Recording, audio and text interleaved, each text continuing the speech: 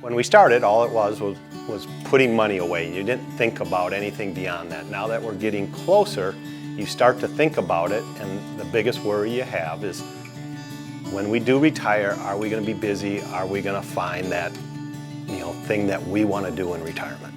Today, we're going to have that conversation together, and at the end, my hope is that you have some energy around that next phase of life, about retiring to that next phase of life and not from it. All right, so here's the dilemma. What are you going to retire to instead of from? And take just a second to get your head straight around this. So for the last 40 years, we've been concentrating on building up our retirement funds, but we haven't really come to the conclusion of what we want to do in retirement. 3 years from today, you sat in that same chair that you're sitting in right now, and you looked back over the past 3 years. What has to take place in your life, both personally and professionally, for you to be happy with your success? See, I have people that have, for years, have slid across their 401k statement or their investment accounts and say, Brad, can I retire? Is there enough? And I slide it aside and say, how much do you need?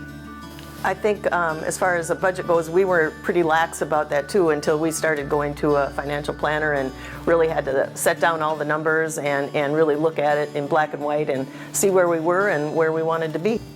I have clients all the time that says, Brad, I don't need to be rich. Don't let me be broke. Don't let me run out of money. It sounds simple. It's not so simple because you have to have a strategy put in place to not run out of money. I like to work. I love my job. But what I'm looking for is more freedom to be able to travel, to spend time with our kids wherever they are, and not have to worry. And just having a little bit more freedom in my day, but still want to have structure, whether it's working or volunteering, whatever that may be. When you're no longer identified by your job, by your title, by your profession, how do you want to be identified? When someone sees you on the street 3 years after retirement, what do you want to be known by? It's not going to be, he was a good banker. What I've seen clients do over the years, once they get there financially, I've seen clients so excited about the future. In fact, I've seen them work longer. It's really interesting. They come in, they hate their job. Financially, we figure out their plan, and all of a sudden they're working longer. You know why? Because they're no longer fixated on just getting the heck out of that place. They're now fixated on the future. They're in control. I hope today that you have a glimpse into your own life.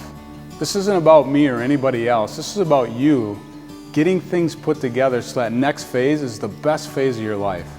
And from all of us here at Fish Don't Clap, thank you. I look forward to hearing about all the success that's in your future.